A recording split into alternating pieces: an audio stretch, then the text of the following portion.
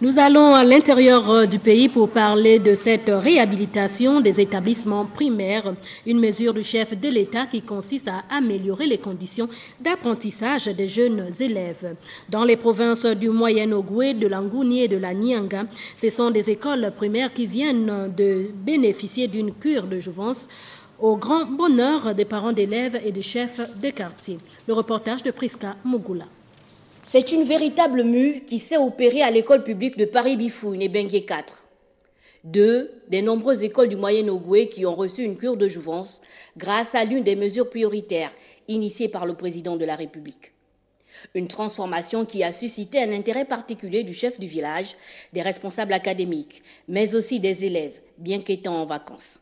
Aujourd'hui, quand je suis venu, je vois que mon établissement a l'air d'être amélioré.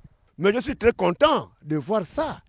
Je suis très content. Si l'État suit ça, si l'État me suit, il marche de village à village en train d'arranger les établissements, ça nous fera beaucoup plaisir. Mon école aujourd'hui, c'est joli, ça a changé. La peinture et les tables des bancs.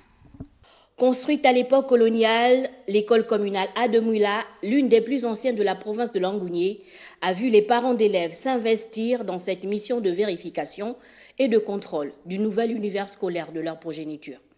Nous, les parents d'élèves, que nous sommes, on ne peut que se réjouir parce que les enfants vont maintenant apprendre d'ici l'année prochaine dans un cadre meilleur. C'était un peu vieux. Là, ils ont renouvelé l'école et ça donne vraiment envie d'apprendre ici. Toujours dans le département de la Douya-Onoy, à l'école C, la plus grande de la province en termes d'effectifs, le directeur a dressé un bilan satisfaisant.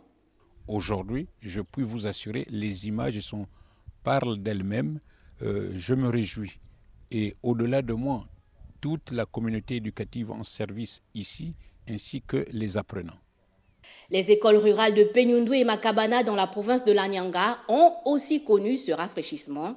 L'école est rénovée, mais quelques manquements sont observés et trouveront une solution d'ici la rentrée scolaire 2018-2019.